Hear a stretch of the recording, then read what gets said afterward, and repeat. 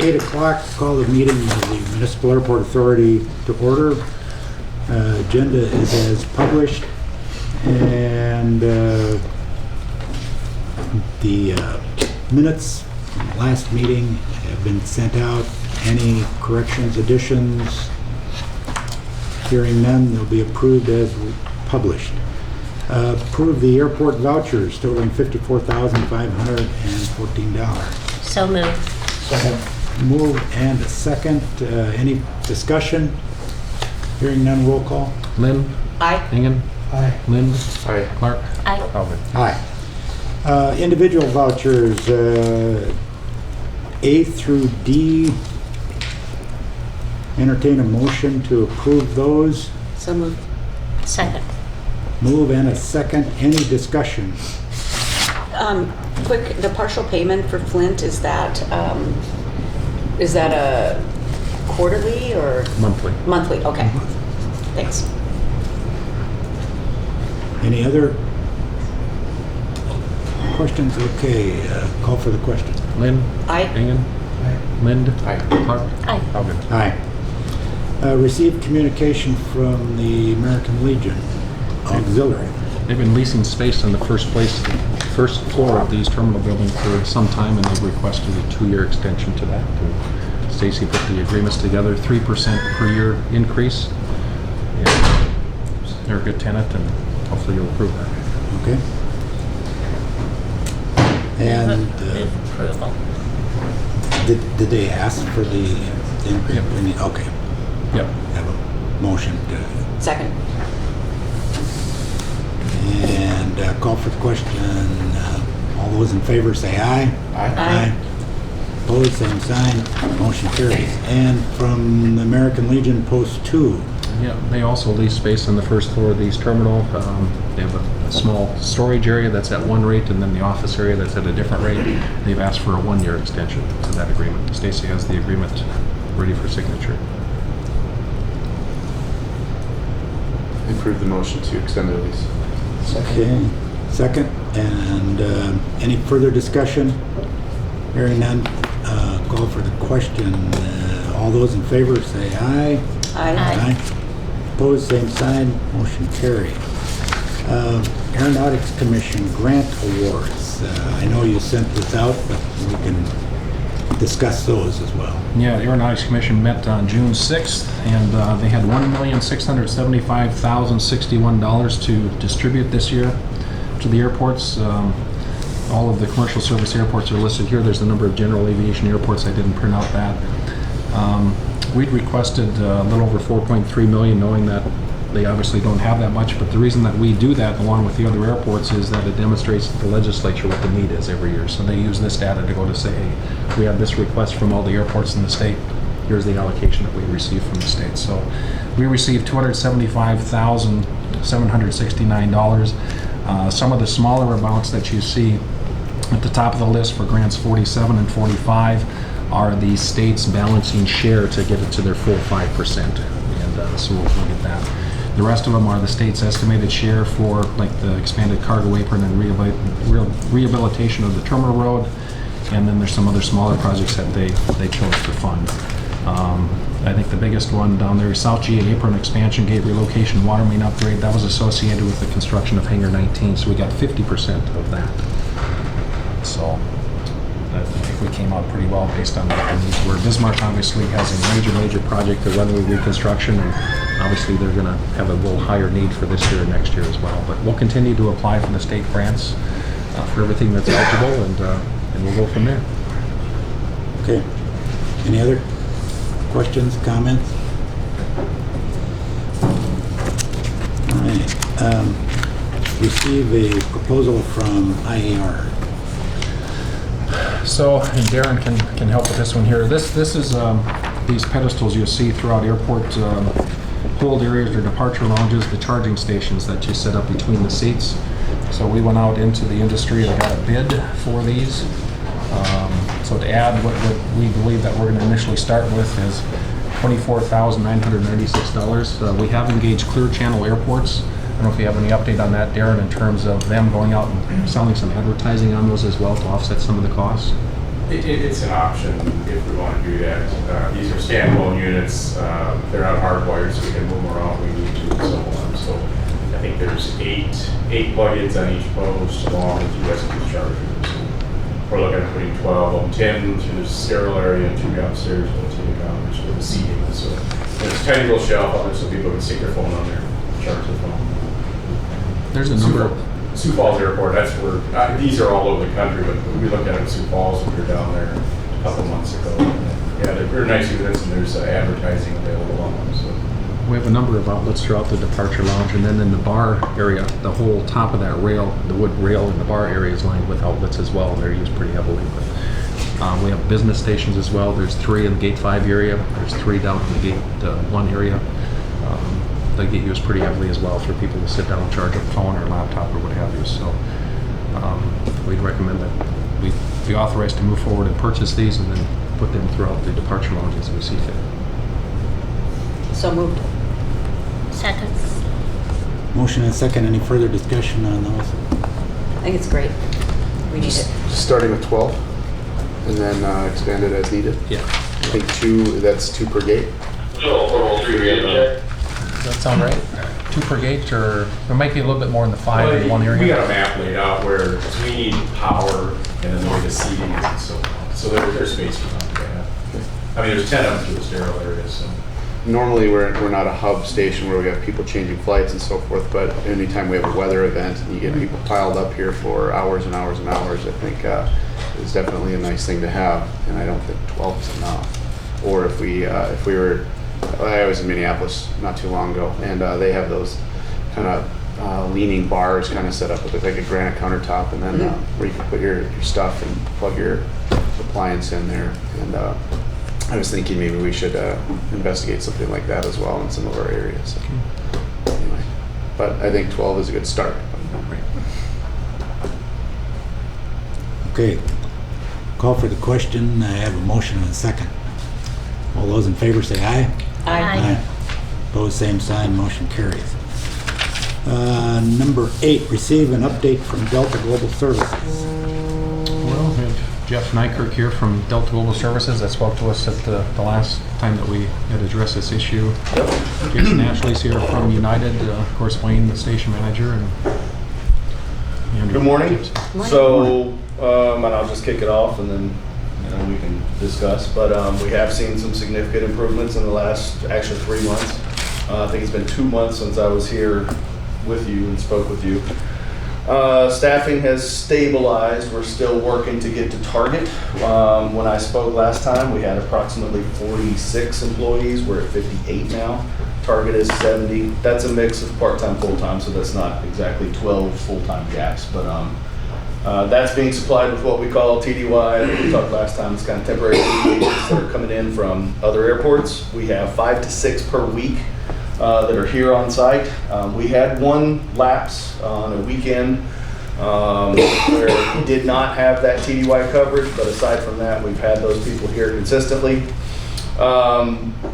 Almost all of our metrics are showing trending the right way, and just the ones that would really stand out would be our on-time performance has improved almost 20% from the first 3 months. If you looked at January through March versus April through June. The bags to claim is certainly something that we're still working on overall, and that's just how quickly the bags get to the passenger once the flight arrives. Typically 20 minutes is the goal, and the compliance rate on that is in the high 80s for both of the airlines that we're measuring. Not to say that there aren't some one-offs, certainly there are, we hear about those, but overall the compliance is moving the right way. We've had a couple of instances, and really you could name 3 that we've kind of worked through from a challenge standpoint. And there was a day, I don't really have the date in front of me, but you guys might remember, where we had some diversions, at high diversion activity. We had some aircraft here that were unscheduled. We did have the day that I believe the senator was on board that we discussed with that one. We had about 4 minutes between when the aircraft was parked and when the jet bridge was on the aircraft.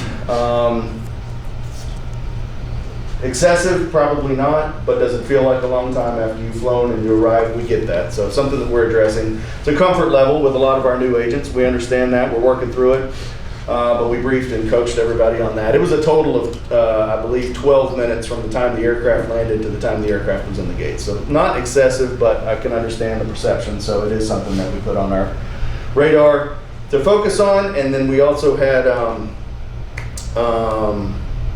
that morning, I believe, that you were traveling out, and that was the weekend that we didn't have that TDY coverage, and we've addressed that. TDY, again, is temporary duty. It's agents that we get from other stations to come in and supplement our workforce. As you can imagine, it's not the easiest thing to do, just because there's other stations that have to give up a person. It's their life that they're coming here for X amount of time, etc. We've been able to, if you look at a big picture, we've actually done a pretty good job with supplying it. We did have that one lapse that we know of. Overall, some good things to share, really. And probably some pain points if you guys want to discuss. The last thing will be the wage increase that we've requested. We are in the final stages, and we do expect that anytime, very, very soon. I just received an update yesterday that there was one level of the final approval, that it actually has to go to one more level to finally be approved and then instated. So I would be looking for that probably within a week. But I don't want to overpromise and underdeliver, so I'm not exactly sure of the timeline on that. It is in the final stages, nonetheless, of the approval. Big picture, those are our updates since the last time that I was here. Any questions? I have a comment. We came in about a week and a half ago, and the pilot very clearly said it's a problem with the ground crew, they're understaffed. And so if they're advocating for you, I don't know if that's the right way. I completely agree. And it is something that we have discussed. And it's just like that night where we had staff on the ground. The aircraft, with the senator on board, the aircraft landed about 14 minutes early ahead of schedule. Our staff was we were adequately staffed for the operation. It's difficult to accommodate for those levels of IROCs. Help from the pilot crew on board to kind of appease the customers as they're waiting. Hey guys, we landed a little bit early, might be a few minutes. You probably would have a better perception on board. It's not something that we can control. It is something that we continue to discuss. We pass that along to our operational group, who again, even they don't have that level of control because of the union,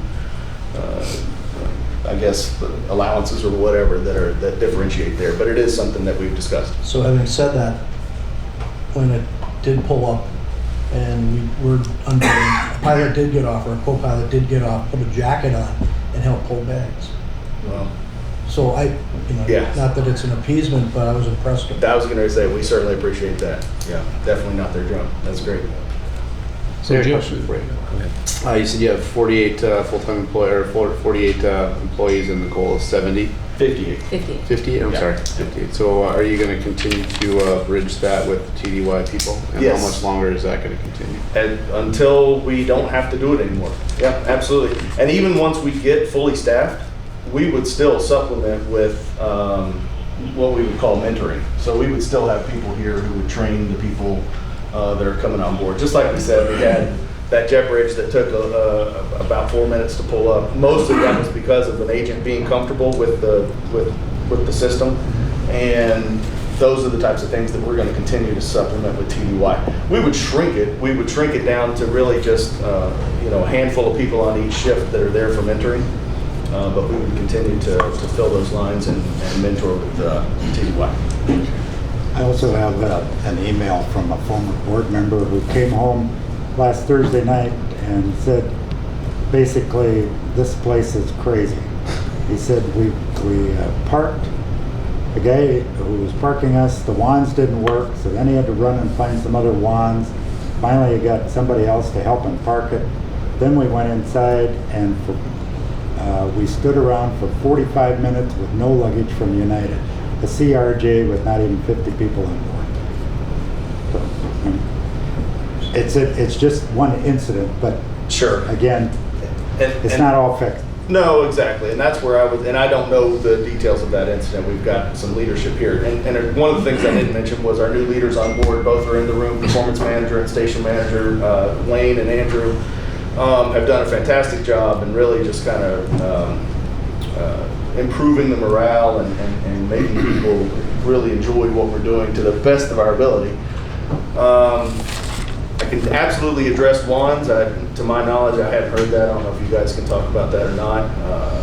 The bags to clean, again, I mean, it's something that definitely we're focused on. Like I said, we're at an 86% compliance, I believe, on maybe even higher than that, but right a little bit lower than 90 on both of our airlines that we track. So overall, the improvements are there. Certainly some things that we can continue to work on though. Do you find though those long delays from deporting to baggage is typically at night? Or Yes, yeah. yes, I would say that, and maybe our local guys could talk, but that's probably across the board. That's typically where we see the longer delays. It's usually because flights tend to be on time early in the day, and the delays tend to stack up, and by the time they come at night, they're not actually on schedule. The aircraft will come in at sometimes all at the same time, and that does create a challenge for the teams, and that's not unique to Fargo. That would be a little bit of everywhere. Well, I'll give you a positive. The last time we flew, it was a day flight though. But by the time we deplaned and walked downstairs, our luggage was there. That's awesome. So that was pretty awesome. I couldn't believe it. Cool. But never happened before. Thanks. And I can attest to, I mean, you're not alone, so at night, and Wayne and Andrew can address this as well, but you staff X number of employees at night, and where we get caught is at night and on the weekends. That's where the majority of our complaints come. And as Jeff said, you get 3 or 4 aircraft on the ground at the same time or within 10, 15 minutes of each other, you've got X number of employees. A 737, 800 comes in or whatever it is, you've got United or these other guys sitting waiting to get on a gate. How do you overcome that here in other stations? What's the solution to that? It's planning and leadership. It really is. It's difficult to staff. Well, I mean, you just can't overstaff. The minute you do, then everything shows up on time, and you're taking it from somewhere. You really are. I mean, where are you going to put it? So we staff to what the schedule is. A lot of times we actually do what we would call padding it. We'll put an extra body here or there that doesn't upset the apple cart, if you will, for the rest of the operation. But you get a plan as the aircraft are getting closer, and the leader on duty is able to look and say, okay, we're going to do this, this, this, this, and this. I mean, obviously safety is first, and then we look at what is going to impact the customer the least, and try to weigh the decisions out by that.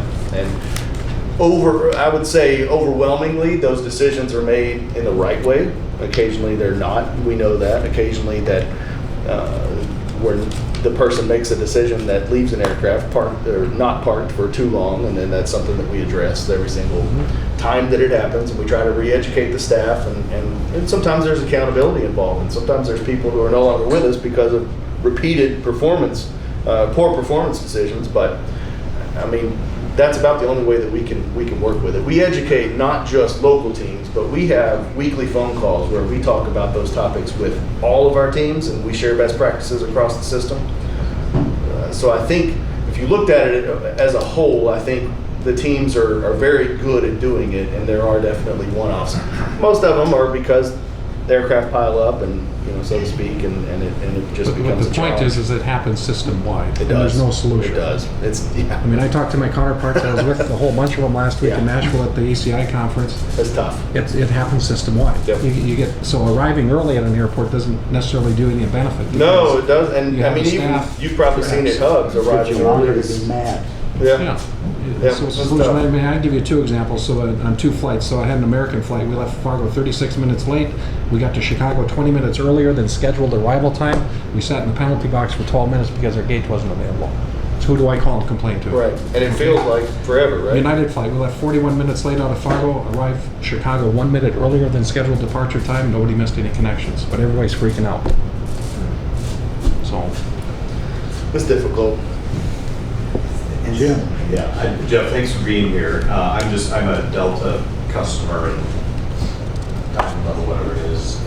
So I fly in and out of here past 6 weeks at least 5 times. And First of all, what can we do to expedite this pay change? Because to me, and I understand you're dealing with, and correct me if I'm wrong, nobody here is an employee of Delta Airlines, is that correct? Right. Yeah. So, I mean, I think that's our first issue, that we need to be talking directly to them and get the message across that this is way overdue. And I realize you're dealing with dozens of stations with the same predicament, but whatever we can do to get that message to the top today, I'm not talking about tomorrow, I'm talking about today. The chairman will send a letter to whoever he needs to, or he'll call whoever needs to happen. Because this is, it's gone on for way too long. Sure.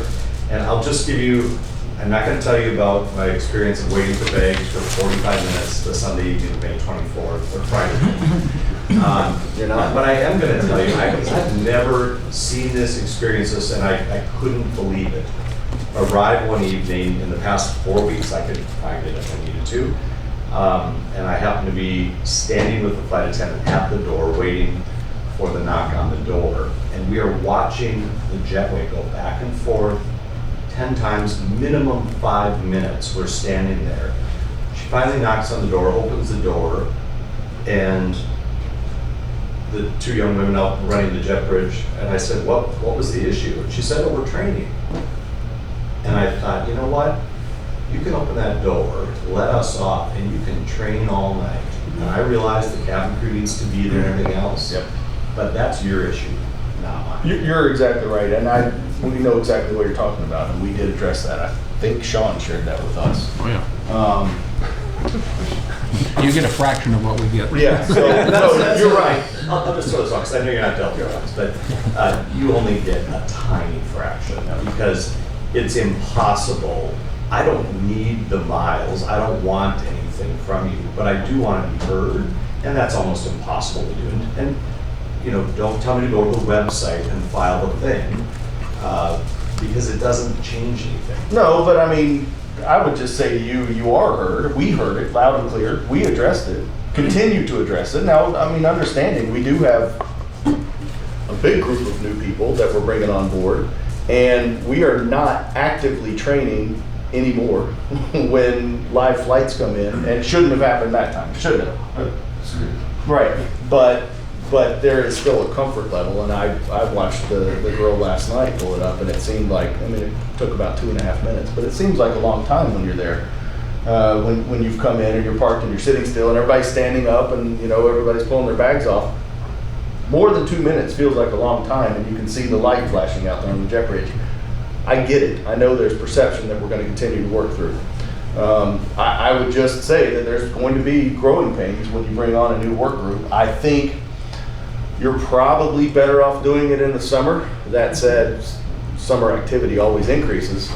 So there's a lot of, there's extra flights, there's higher passenger loads, so there's a chance for impact, but versus the extremely difficult winters that we have here, and this last one being one of the worst that we've seen, I think we're better off doing that now and being prepared for winter as we move into to those difficult months later this year. I did forget to mention, we also added 2 new belt loaders, which is just pieces of equipment to our operation. And we have 2 de-ice trucks that are being rebuilt right now in Memphis that will be coming in for winter operations this year. 2 additional. And Trigger, she's cut her time in half now. I know who it is. Practice makes I watched her last night myself, so. Yeah. Train all day long, but not when Yeah. It's nothing like, it's nothing, I mean, what do you train on if the plane's not there? You know, you don't train anything then. you get off the plane, you got all night. Yeah, we can, That was exactly. at We 10 can o'clock at train, night. we can That's train what while she you're was doing practicing. last night, so.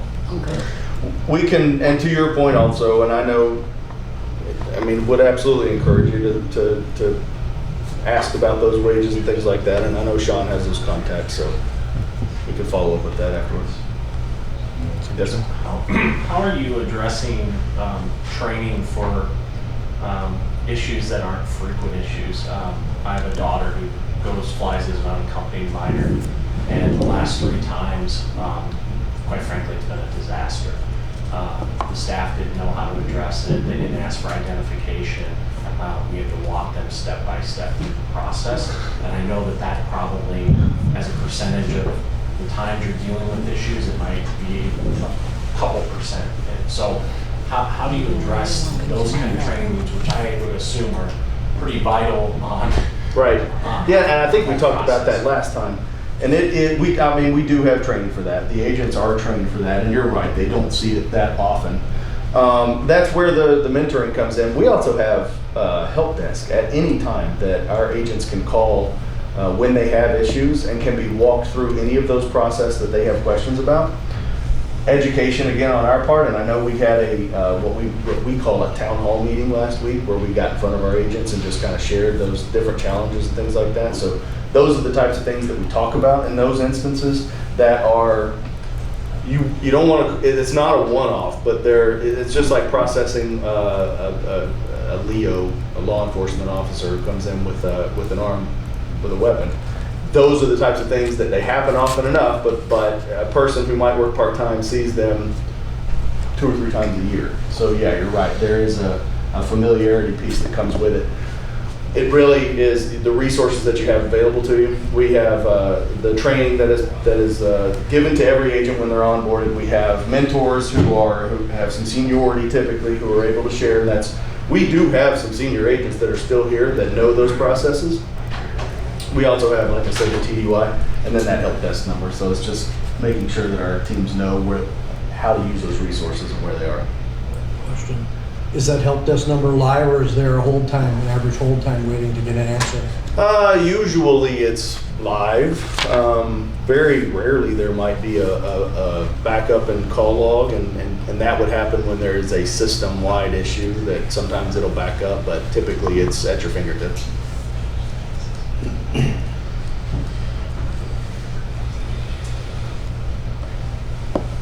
Jason, do you have anything from the United standpoint since you contract with DGS? I know Becky Lawless wasn't able to be here from Delta, but and Graham Gunner from Frontier, but what?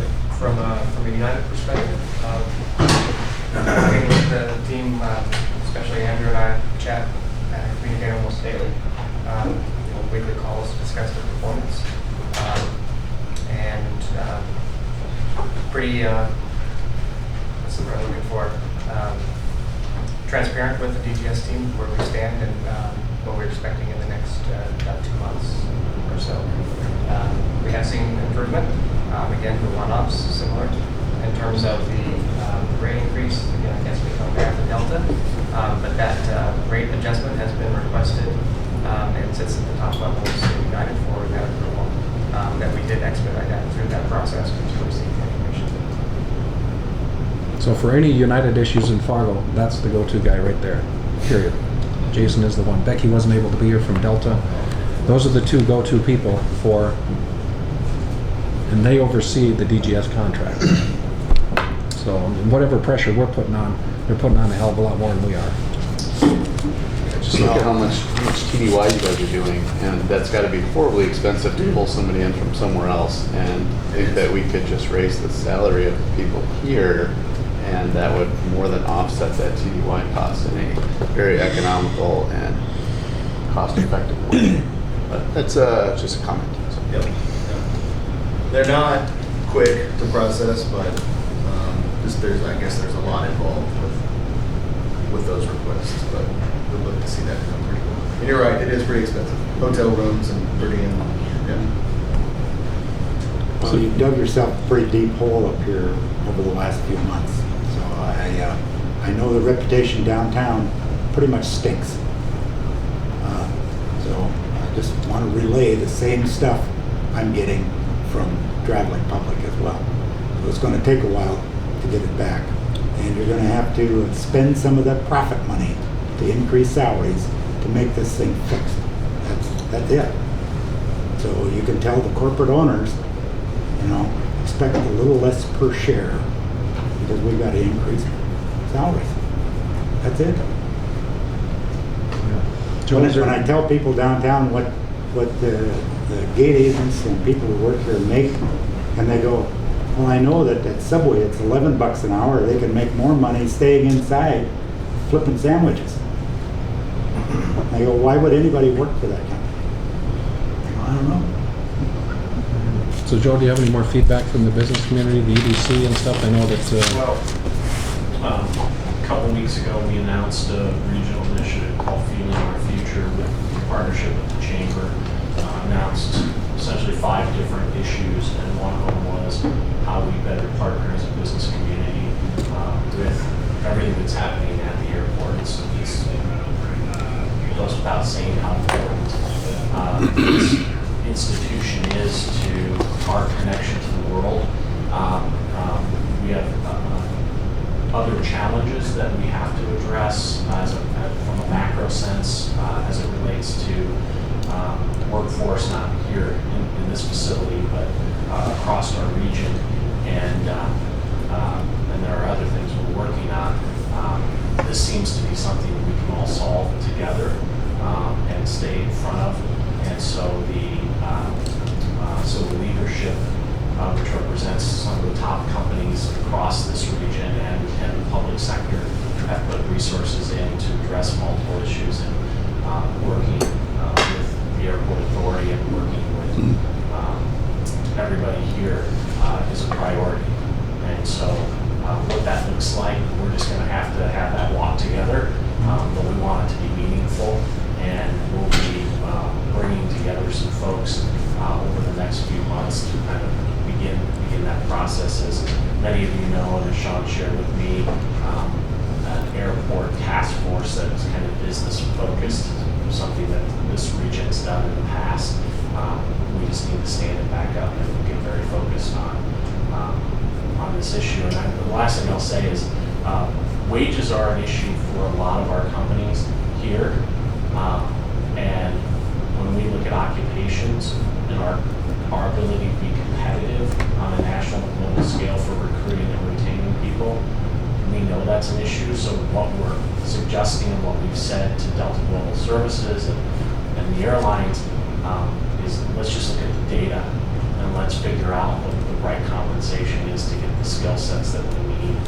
Because what I hear here today, I think a lot of people would say, well, that's great, but this is our expectation. So how do we get to that level of expectation together? Not to whine about it, but to honestly sit around the table and start coming up with solutions. And I've told companies, my own clients, here's the data to show where the market is and why you're having challenges recruiting and retaining people. And a lot of times it comes simply down to what you're paying people to get them interested in your place of business or even moving into our region. So this isn't new. We just have to figure out how to address it in a meaningful way. and the challenges coming forth are going to be even more significant. If you know the 2026 challenge, Oh yeah. the high school graduation rate in 2026 nosedives Yeah, it goes up. nationwide. You know, in 2008, people stopped, the birth rate declined, that continues to go across. So the number of high school graduates starting in 2026 is going to be significantly lower nationwide. And I've got a lot of statistics I could show you. There's a lot of concerned colleges around the country with what's going to happen. So the workforce challenges are only going to get more significant, not better in that realm. So the Fueling the Future thing, I think, is something that probably will have Joe and Craig Whitney come out at one of our upcoming board meetings to explain and walk the board members through. It's a great initiative that I think is really going to benefit the community. It's much like what Forward Sioux Falls does. They've been together since about 1987 approximately, and focus on a lot of community and regional events, and hopefully Fueling Our Future can be much like that initiative. But the Air Service Task Force that Joe had mentioned was put together back in 1998 after the Northwest Airlines pilot strike. That's when our business community woke up and said, hey, we got 330 passenger Brazilias on United to Chicago and they're weight restricted. What do we have to do to improve air service? So Mayor Furness at that time got the late Mike Ungen from Blue Cross Blue Shield to lead Fargo side, Mayor Lanning from Moorhead, put Kevin Price from American Crystal Sugar. That group met from 98 through about 2006. The Fargo side changed to Dr. Chapman from NDSU later on, and then about late 2006 it kind of disbanded. So I think with Fueling Our Future, putting that Air Service Task Force together again, I think will be very beneficial for us and for the whole region. So we'll get more on that here in the not too distant future. Aside from that, as we continue to get comments. Social media runs wild and stuff. We'll continue to forward those things to you. Don't take it personally. It's just letting you know what's going on. And I know Wayne and Andrew have been working real hard. I think we're fortunate to have two good managers here in place that are going to do the right thing for us. So I give them a lot of credit for righting the ship here so far. So thanks to you guys. I just want to make one last comment that, especially to Delta Global Services and the airlines, is that I've had people comment to me and share stories that I've shared with Sean, and he's done the effort to back check and clarify, and everybody has a story from their viewpoint in their eyes, and that story may not be the accurate one. And so please know that there are times when things are being said that we as a community of business leaders and others can bring back what might be a little bit more clarity, and sometimes that's a beneficial thing to the airlines. It's not just complaints that go unwarranted or just everybody nods and says, yep, that's their issue. There are plenty of times when that isn't the case, and we also have to be vocal and say, now wait a minute, that actually isn't on them, or a mechanical issue is not something anybody wants to just take off and deal with in the air. So to credit to Sean and even Jim, we've had conversations where you're like, well, I don't know how accurate that situation really is. So please know that this isn't all leaning one way, like it's the fault of one party and everybody's ganging up on them. That's not how we approach things in this community. And where we can go on our camera system and verify, and sometimes it does show that that what the complaint is legitimate, and oftentimes it shows that it's not. A complete exaggeration, and we get a lot of those. So we try and sort those out as best that we can. The 20 minutes to get the first bag out, I think is kind of the standard, 20 minutes or less to get the first bag out. And when you walk from gate 3, gate 2, gate 1, or wherever it is, you're in baggage claim pretty quick. Well, a lot of other airports you come to, you kind of got a long walk to the end or get down to baggage claim, and you kind of forget about that part and stuff. So here you're quick to the baggage claim, but if the standard's 20 minutes, I don't know if that's signage you got to put down there. I mean, our goal is to have your bag on here in less than 20 minutes every day. So when it gets to 21 minutes, if the complaints start coming, I guess so be it. But a lot of people don't realize that. They expect their bag to be there as soon as they set foot in the baggage claim, and that's just not realistic. And especially when we get those perfect storms where you get aircraft coming in early or a bunch coming in at the same time. They've got X number of staff here to work those flights. Larger Delta flights take more time than overnight here than, say, some of the smaller regionals that do come in, and that's something that internally they're going to have to figure out and try and compensate. But and a lot of that I think we put on the flight crews as well to keep them educated, so they're talking to tell the passengers what's going on. Hey, we got in early, but our gate's not available, or we got in late, or there's just too many aircraft on the ground at the same time. And if you have 10 employees here at night to take bags off airplanes and you need 30 all of a sudden, well, that's just not realistic. But they'll do their best, and I think the goal here, unless the board says otherwise, is every couple of months we're going to continue to do this, have you come back, and if we need to, more often, especially getting into the de-icing time period to make sure people are trained. We'll continue to have it, and we appreciate you all coming here to give us an update so as we work through this. So, Absolutely. and Joe, keep giving us feedback. I mean, that's what we need to right the ship, and I think they appreciate that too. So Yeah, thanks for being here. It's not always fun, I know. It is helpful. I know you're working with a lot of other airports, so it's not unique to Fargo what we're talking about. This is system-wide, so it's not unique, but we really care about Fargo. Okay, let's move on to our next agenda item. It's the SRE building project. We've had a couple of meetings so far toward the facility. We're drawing up. The old facility was actually hand-drawn, so we're getting that put into CAD, and I think we got that done. We're looking at probably a couple of different options. Next meeting, we should have those. There's a lot of interesting things with regards to technology today in any world. So you take big pieces of equipment like Henry has, and all of a sudden they're getting bigger. And doors that were designed and whenever that building was built, aren't exactly large enough for some of the stuff that they have. you know, it makes it difficult and cumbersome and even dangerous at sometimes to get things through. So some of the issues with the facility itself would, from an addition perspective, is going to be looking at the cost and really, you know, I tell all my clients, you know, we can do anything you want as long as you throw enough money at it. We can span, you know, great distances in a single bound and that kind of thing, but most people don't want to do that. So it's going to be reasonably difficult to make some door openings larger, but certainly can do that. So we're going to be looking at that with the addition, and then we're looking at the possibility of maybe taking critical pieces of equipment that need to get to the airfield, say more snow related than obviously lawn mowing and stuff like that. And looking at maybe even as an option having a separate building, and that could be in several different locations. Could be south of the existing building, it could be on the airfield somewhere. That would house pieces of equipment that are more critical to get to that airfield in a faster period of time and stuff like that, which could be maybe less money even to do it that way, possibly start faster and certainly less disruptive to Henry's operation over there. But we're going to look at that, you know, obviously from an economic perspective. Obviously, there's always some scab ripping off during the remodeling stages and issues that we have there. The good thing is we were a little concerned at first that we had a setback from that drainage dish. That's something that they've been working on lately. I've actually got a project right now that we're wrestling with the Water Resource Board on, and our line is right where we were hoping it was going to be. So at least we don't have to worry about that. So we can add on where we want to add on to. There's some utility issues there with adding on how we'd like to do it. So yeah, come along.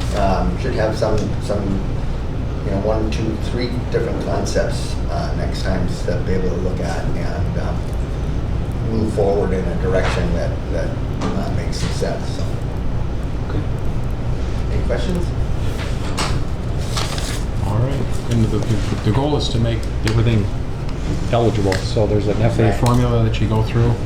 So to keep it 90% eligible, anything that the FAA doesn't believe that we need is our own nickel.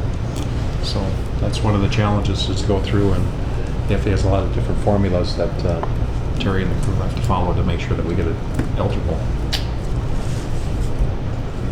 Okay, airport construction security update number 10. Last thing, I do have 2 more items to add to the agenda at the end here.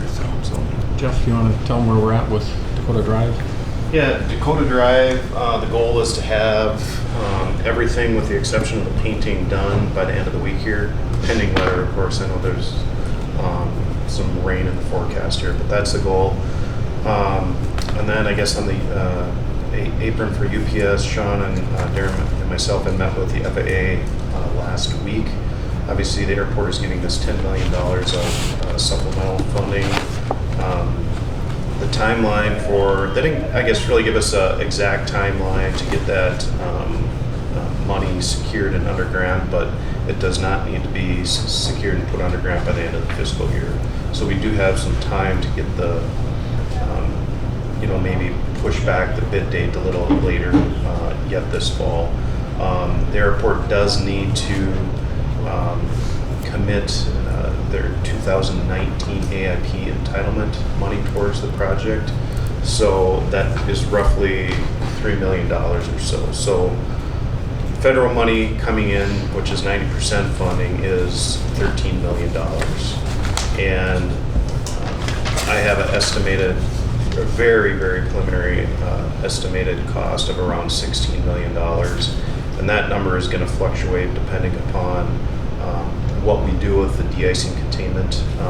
We actually have a meeting later this afternoon with the wastewater treatment plant on, you know, possible options on how to handle it, and depending what that solution is, you know, it's going to directly impact our cost estimates. So I'll continue to get that refined once we get some idea on the direction that we're going there. So, questions on that? Or? All right. Good. Any for security, Mr. Negron? Hey, good morning. busy spring already and expecting a really busy summer, which is good. Job security for all involved in one way or another. Big news for the board. I shared with you, I shared at the stakeholder meeting about some new technology that will be coming to Fargo. Initially, we were not slated to receive it, but we did some re-engagement. Leadership in North Dakota did, and we've heard just a few days ago, though, whenever they sort out the contract, there's some sort of contract dispute with the initial purchase of new CT X-rays in the country. Once they sort that out, we are actually on the schedule to receive a new CT X-ray in Fargo. So Fargo will be receiving that new technology whenever those contract issues are sorted out and they do deployment for those systems. One other piece of technology that we're anticipating coming within the next year goes to our ticket document checking process. Much more automated process. Some of you might have already experienced it at other airports. It's a new CAT technology, credentialing authentication technology tied to many different databases, which will even further streamline the ticket document checking process. That will be coming to Fargo as well. So just want to share those couple of things with you. Any questions for me? No crew member update? No crew member, so we've done some initial training. Thank you for asking that, actually. So done some initial training. The site where we're processing that has been identified. So now we're just waiting to hear a couple of things back from headquarters. And so we'll begin training the rest of the staff. Really rough estimate of implementation within the next month and a half, probably. So not very far away. We should have KCM. Once the go live date is solidified, and there are a couple of pieces that we're waiting to hear back on, that will be published so that the Airline Association and others will know that, so the crews will know that live date for that first morning of travel. That's a nice step for Fargo. Thank you. How did the TSA pre-check week go? Really well. I didn't actually, we were going to ask the airport office if they knew the final numbers, but we knew it was kind of averaging, I don't know, 60, 70 some a day, maybe around there. So One day they had 80 or 81 people came out for TSA pre-check, but I imagine the average was in the high 60s, low 70s. That was just Monday, wasn't it? Monday through Friday. Oh, Monday through Friday. 5 days. Yeah.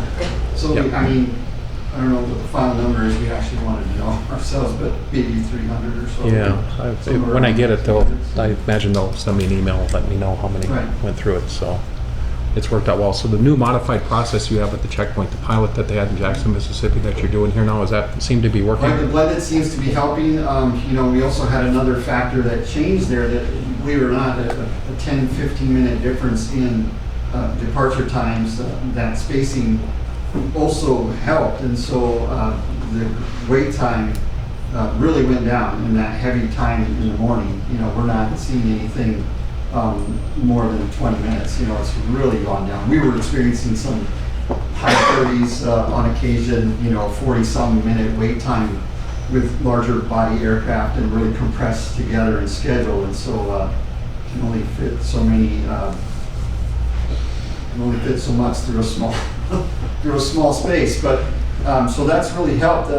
So I'm not sure how long that pilot will go, but the agency's intention is to field that more broadly across the nation at some point. And so we're seeing some nice results from that. The ability to just process more bodies. It's not about speed, but if we can gain some efficiencies in some way, because we're not going to compromise security and the things that we have to do in those processes, we will not do that.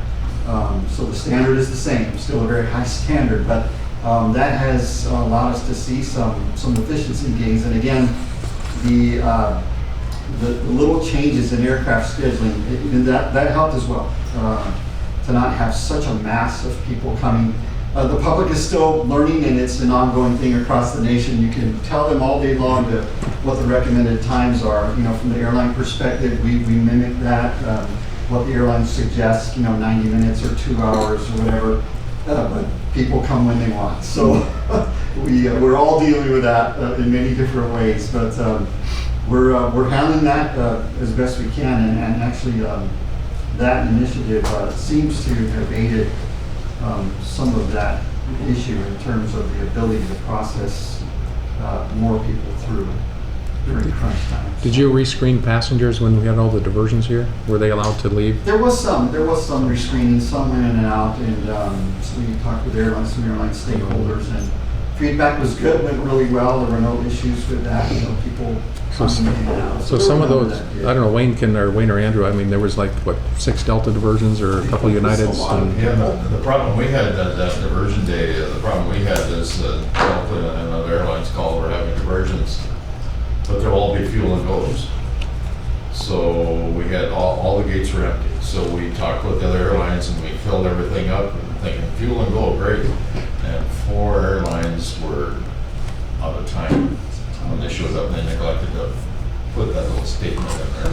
So 4 flight crews timed out, they flew in crews from Minneapolis, and some of those didn't leave until after like 1, 2 in the So morning. then I coordinated with your staff, did an excellent job. I talked to them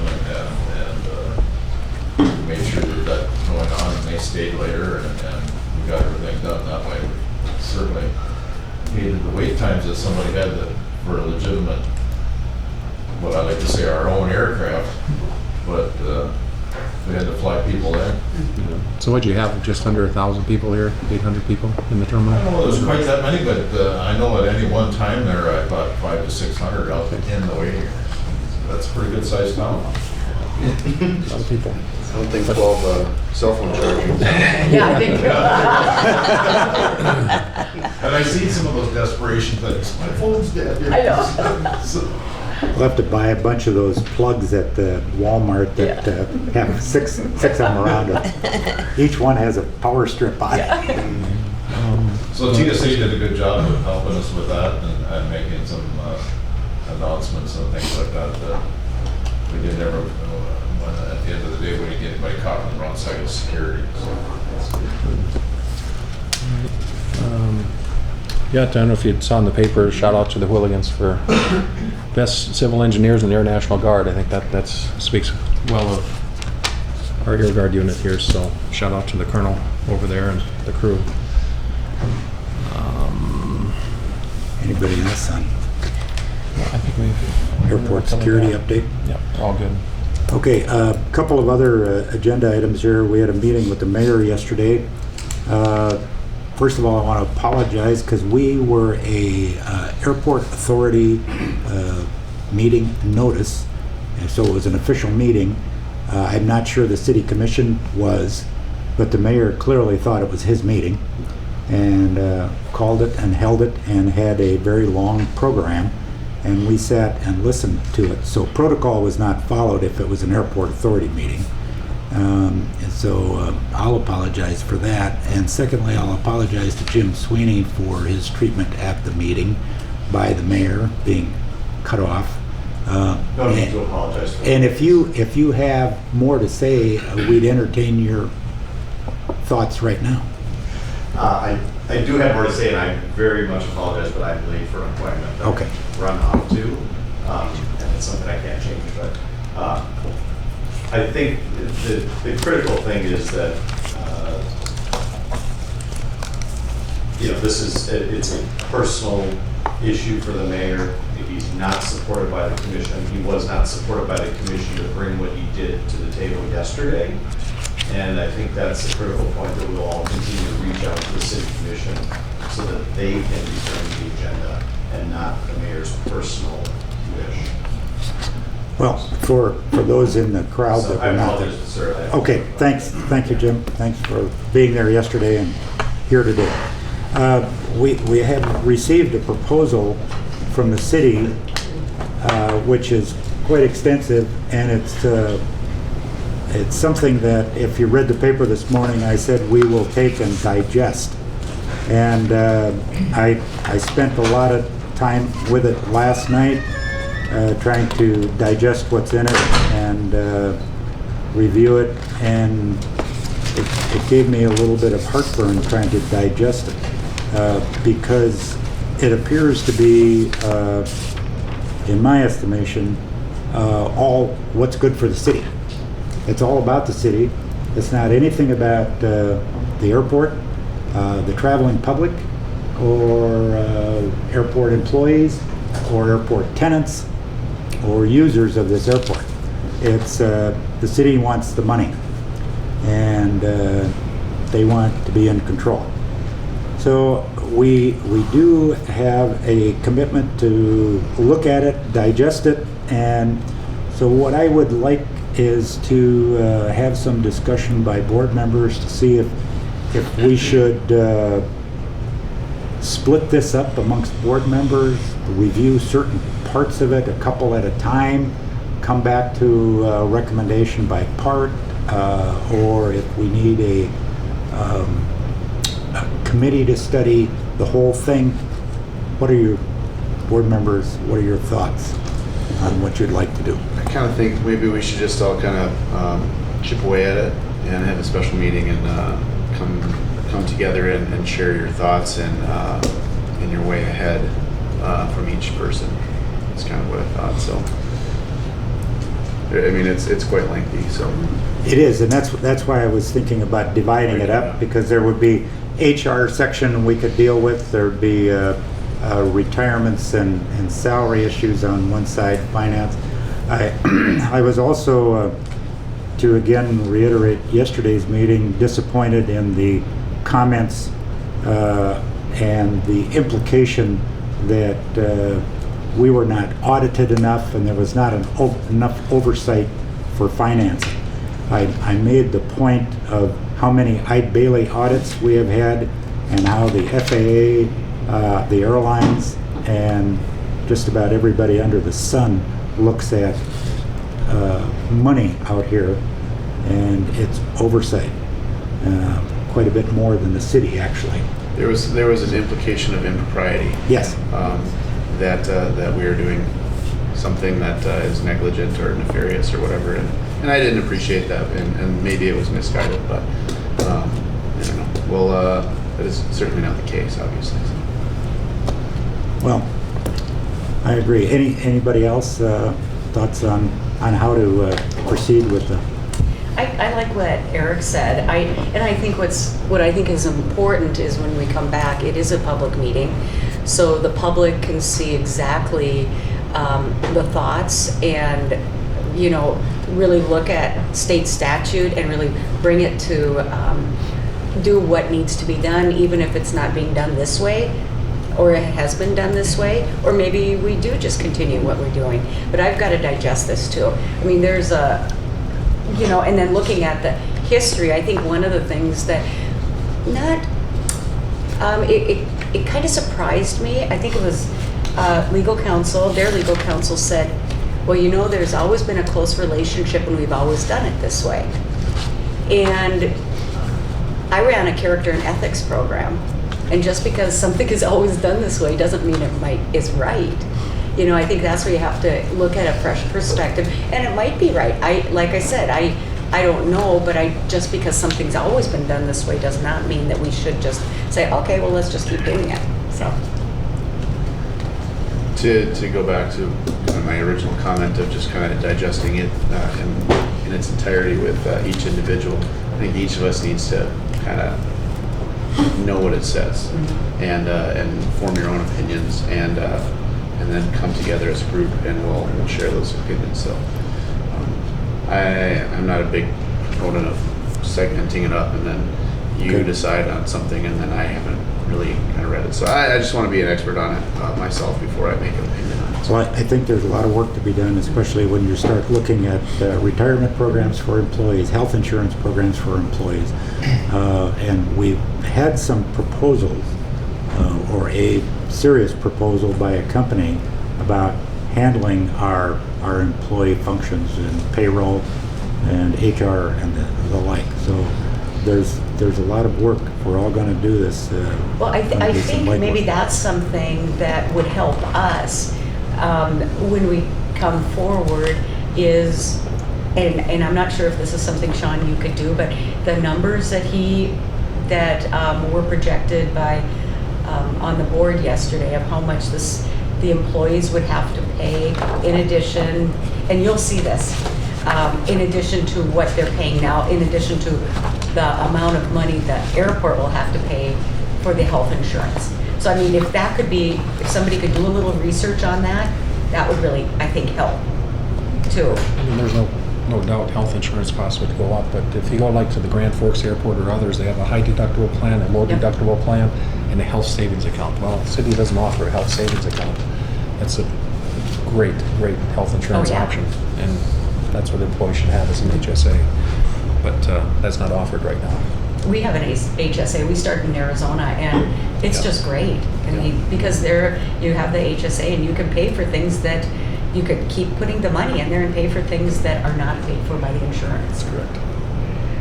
So, okay. I think we also need to don't have, have to do anything.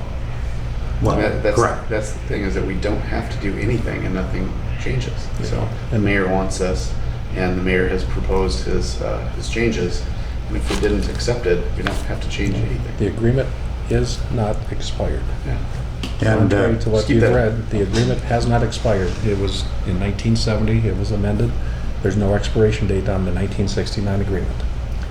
there are several errors in here, and that's one of them. That's correct. And also, yesterday they would like it, they stated they'd like it to be executed by August 1st of 19. And I would remind them, they've had it for over a year and a half, I think, about, and sat on it. And now it's up to us to panic to get this done. And I think it's telling too that this is what happened last time, the original document they gave to us in November or December, and they were, you gotta get it back. So we got it back in early February. And now it's been since a year ago, February. So it's the same thing. We were really expediting it, and I took off work just Yeah. to sit there and grind it through. So I agree. Maybe this is something we could, we need to look at that deadline too. And the document is very much what they gave us before and was redlined and edited and we gave back to them. I mean, I don't know if you put them side by side, but it's I pretty have much that pretty original much the red same. line too. So. By the way, I just got a text from a friend and Mayor's on Joel Heidkamp right now. Oh. Just for your information.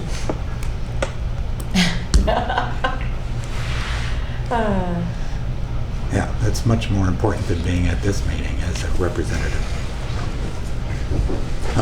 Let me also ask Sean, would you make contact with Pro Resources again? They gave us a proposal about a year ago, and see if we can get an update and see if. I do have that update. I'll just verify with them. So, yeah. Okay. Any other comments on? Yes, Mr. Chairman? Yes. One of the things that occurred yesterday was they used surveys and information from surveys. The airport is growing at a rate with human traffic as well as freight traffic at a rate, it's growing rapidly, multiples. The information they used was based on the smallest airports in the country. I think as a group we would agree, or we should agree, that at a minimum we are not the smallest. We would be considered small, it means small to medium, with respect to understanding that freight traffic and the numbers used for compensation and everything be dealt with based on that, not the smallest airports in the country that do not have a military mission attached to it or adjacent to it as a sister or brother. So I think we should request that be changed in any, whether it's compensation or calculations. We as a group need to do that. Agreed. Agreed. Yeah. All right. Moving on to one other item. This is from the AOG, Official Airports Airline Guide, Airport Guide here. Sean, you were at a conference in Nashville, and it's North America's Airport Leaders 2019, and it has lists medium airports, small airports, and the ranking. And number one small airport in the nation is Fargo, North Dakota. That's great. Great. So Congratulations. Yeah, they That's gave out a little great. plastic Nice. plaque and everything. nice plaque to hang up, and we'll probably use this on our rebuttal to the mayor as the cover. So, other ones are Akron, Key West, Billings, Amarillo, Tallahassee, Jackson, Pasco, Washington, down to Baton Rouge. So, congratulations to all the airport employees and to Sean and the leadership team here. Very good. So at the Jumpstart meeting, I met with American Airlines, Alaska Airlines, Southwest, and then a side meeting with Delta. Really aren't any changes in terms of what air service is coming forward. The pilot shortage is still a challenge for some routes that a lot of carriers, both that are operating here today, would like to add, whether it's Salt Lake or Charlotte or Phoenix or Seattle. The pilot shortage is all that keeps coming up. So I don't see a lot of things changing. I guess the message is be happy with the service that you have right now. I think what we'll be seeing is a trend of upgauging aircraft over time as Delta replaces aircraft kind of one for one. Some of the 50-seaters might go away, but we'll maybe have additional capacity with some of the seats going forward. May was it close to a record month? It was. Was a record month? By over 8%. Yeah, so I mean we're way ahead of our record pace in 2014, so we could end up around 460,000 passengers this year. We'll see if things continue on as are. I want to touch base a little bit on the meeting that Jeff and Darren and I had with the FAA. So Simon Schmitz was here, Dave Anderson, Brian Shook, and one other gentleman from the Bismarck office, Andy Peak, was on the phone from Minneapolis. So some of the things we talked about is the North University Drive project. They're still engaged with the city of Fargo and their engineer on the design of North University Drive and that reconstruction. If the city stays within the 66-foot right-of-way, they can kind of do what they want, but they want to move this bike trail or sidewalk closer up to our fence, then there's a lot of different things that are going to have to be taken into consideration there with easements and how to compensate the airport for the property and so forth. So that still is moving forward. The cost allocation plan, as you recall, back in July 2016, we did agree to go from $50,000 to something greater than $90,000 with the city, subject to the FAA approval. That review is still underway. They are nearing completion of it. I think they will buy into the cost allocation plan that the city has proposed. I'm not sure that they're going to allow it to be retroactive back to calendar year 2016. When the airport approved it in 2016, we were talking about the 2017 budget. So that discussion is still underway. We did talk about the supplemental funding plan, and there will be two grants. We got the $10 million of the Trump billion, and then our AMP entitlements. They're going to split our cargo project into two grants, which accounting-wise will make happen, but it will be two different grants. The last one, and we'll have a meeting on this on Wednesday, is I sent out is the flood protection. The FAA has just got the cursory review as we have. As you recall, the city had proposed to put a dike along County Road 20 from University Drive out to 25th Street and then north along 25th over to the lagoons.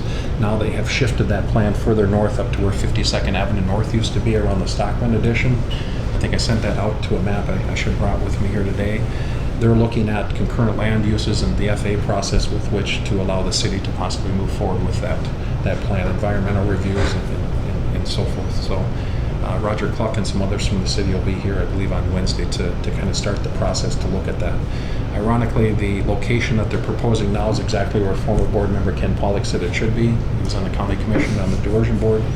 It's kind of, they moved it further north, but we'll see if that moves forward.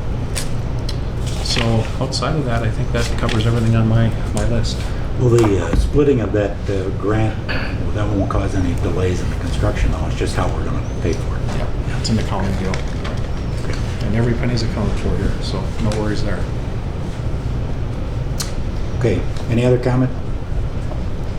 Okay, meeting is adjourned.